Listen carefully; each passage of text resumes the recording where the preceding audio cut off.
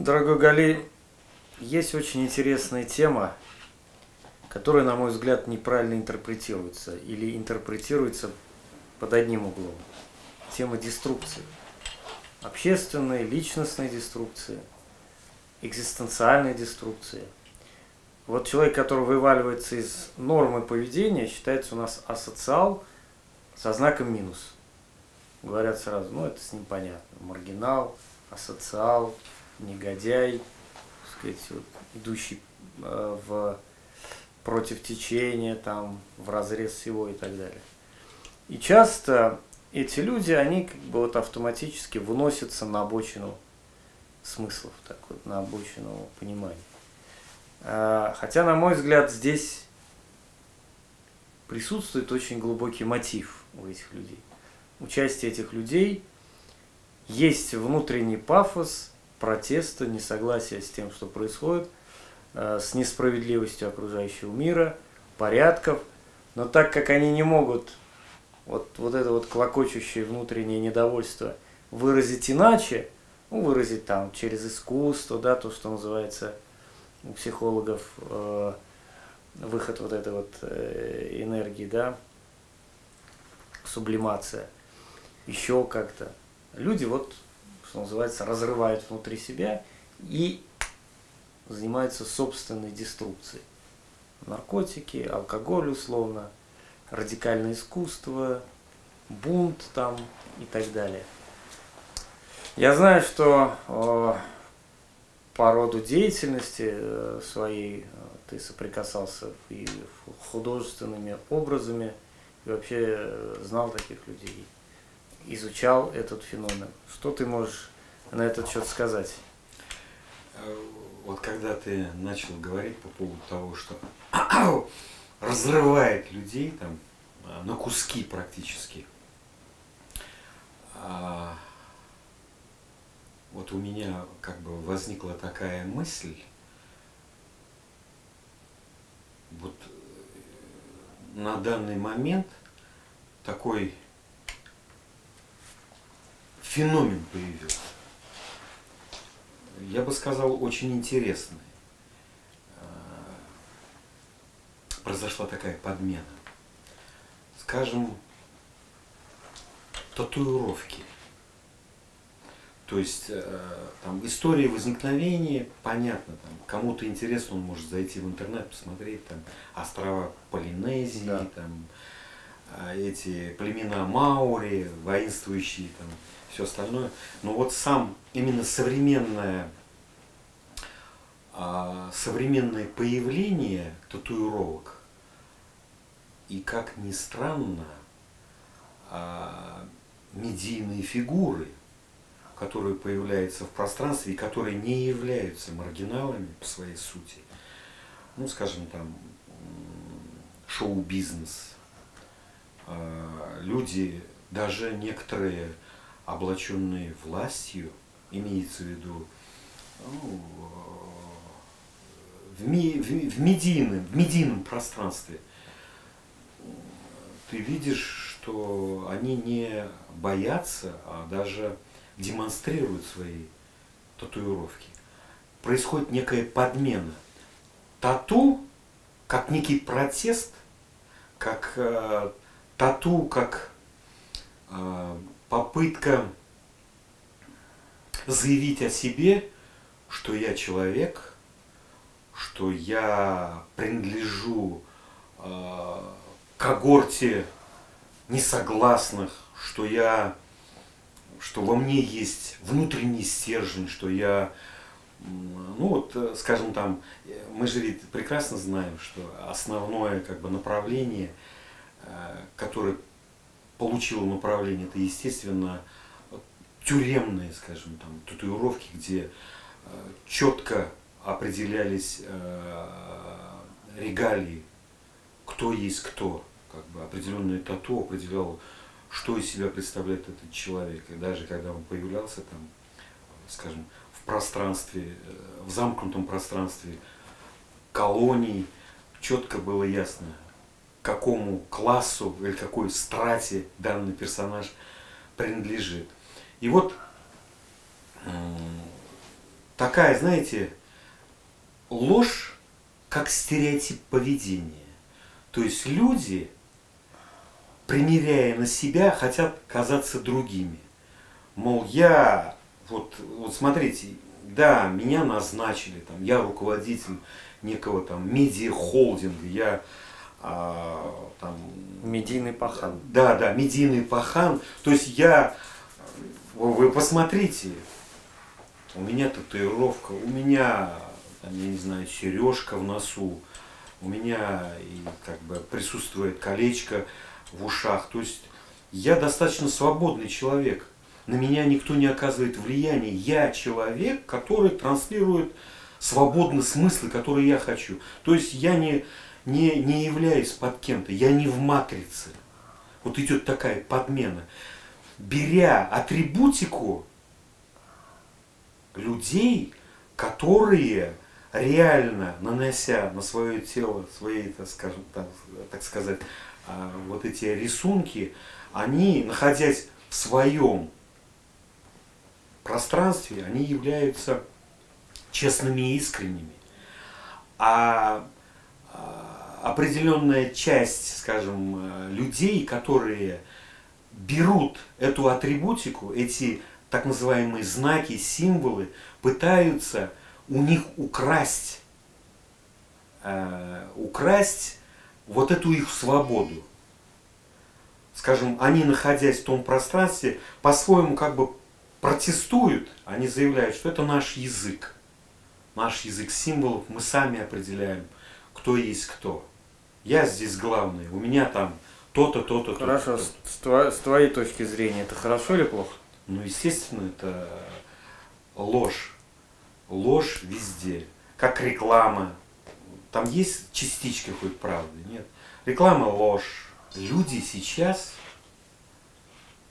дошли до того, что обманывают мать природу. Недавно моя супруга показала мне запись.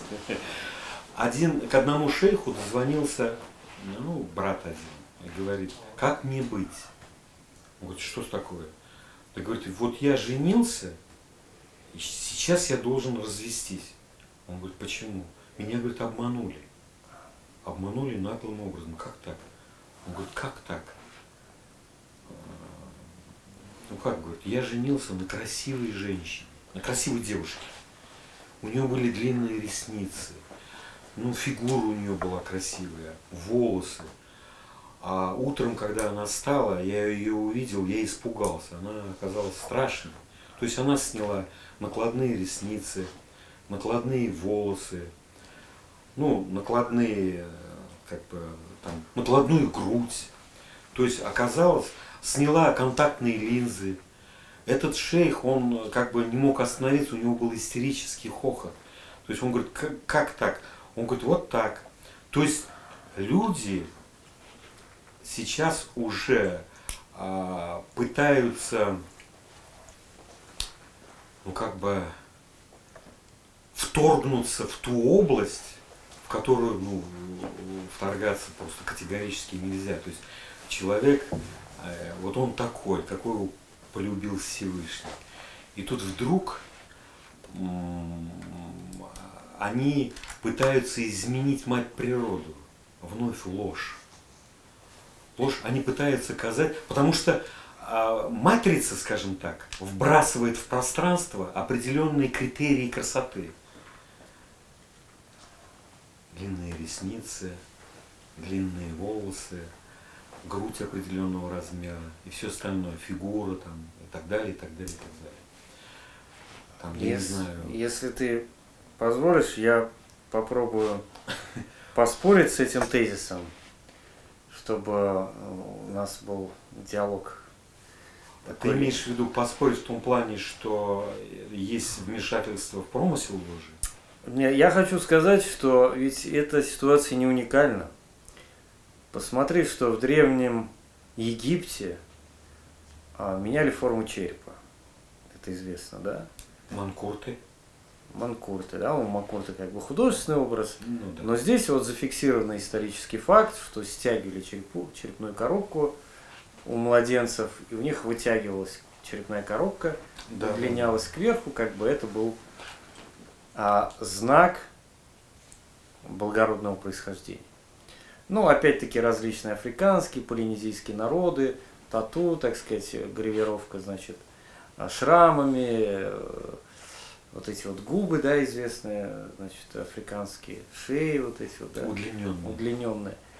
То есть за этим скрывается что? Я с тобой согласен, что за этим скрывается попытка бессознательная, да, потому что если вот эта вот девушка, которая шла на это, она как бы считает, что идет сознательно, но архаические народы, значит, Африки, там, Полинезии и так далее, они это делают, исходя из космо. Космос, да? Кстати говоря, слово космос и слово косметика происходит от одного корня космо, порядок. Ну да, да. Порядок. А какой это порядок, они считают? Это порядок языческий с точки зрения того, что они бросают вызов не природе, а бросают вызов Богу, потому что природа и он, они считают, это одно и то же, они могут вот в определенных вариациях его видоизменять. Поэтому я считаю, что космос, как порядок, не space, запомни, да, не space, как космос, это попытка выстраивания порядка, антипорядка, что называется, божественного. Но если мы говорим вот о деструкции конкретной, вот конкретная деструкция, вот наркотики, это же деструкция. Наркотики это попытка, с другой стороны, обмануть мать природу. Каким образом? Попытка вытащить на поверхность подсознательное, бессознательное. Потому что наркотики, в первую очередь, это стимулятор. Стимулятор, попытка расширить сознание, попытка освободиться от давления социума. Стимуляторы, это есть некий момент лжи. То есть ты лжешь. Ложь опять как стереотип поведения, как стереотип мышления. То есть некий обман. То есть ты находишься в неравных условиях. Хорошо, скажи мне, пожалуйста, творчество это обман? Творчество, я бы ответил словами мархума уважаемого Гейдара Джахидовича. Творчество – это создание некого искусственного пространства, в котором у нас есть шанс создать некое действие, которое может помочь человеку слезть с крючка, скажем так, ну, с крючка социума, что ли. Да, да, я знаю этот тезис хорошо, но я объясню, почему я спросил у тебя про творчество ложь. Может показаться, что я перескочил с темы. Потому что, да, вот творчество, это ведь тоже расширенное сознание на фоне как бы обывательского узкого сознания, да? И ведь человек как раскрывает, видит реальность? Через язык и через описательную способность. Вот, например, когда европейцы знакомились с первыми романами, там, испанскими, французскими, они читали, и поражались, какая гамма чувств, оказывается, у них есть. Потому что это им описывают. Но если ты пойдешь опять-таки к этим маури и объяснишь, что, ребята, вот есть такое чувство легкой ревности или же там стяжательства, они тебя не поймут, потому что в их описательной реальности этого нет. Поэтому человек творческий, он как бы расширяет сознание, и через это сознание, через эти рамки впускает общество. Поэтому я говорю, что творчество ведь это фактически тоже стимулятор, но стимулятор с использованием внутренних ресурсов, не внешних. Да. Хотя мы можем сейчас привести несколько десятков примеров величайших произведений, которые были написаны под действием стимулятора. Ну давай скажем прямо, что Серебряный век весь был кокаиновый, что Артур Конан Дойл был кокаинщиком. Ну, скажем, Михаил Афанасьевич Булгаков. Мастер и Маргарита, гениальные. Ну, морфинист, пожалуйста. Да, произведения на все времена. Чехов. Хотя мы читаем. Чехов, вот, кстати, Чехов, ранний Чехов, он совершенно меня как бы не прельщает, потому что там достаточно примитивные. Именно вот эти рассказы короткие под псевдонимом Антоша Чеханте. А вот поздний Чехов, как это не как бы прискорбно будет звучать, когда он заболел серьезным заболеванием. Через боль, через боль. Да, через боль вот это появился. Появился «Вишневый сад», появились все его гениальные пьесы. Это уже просто через вот эту вот серую обыденность, как это, где-то там люди пьют чай, а в это время вот мы как раз подходим к нашей столбовой теме деструкции. То есть у них произошла деструкция матричного бытия, матричного жития.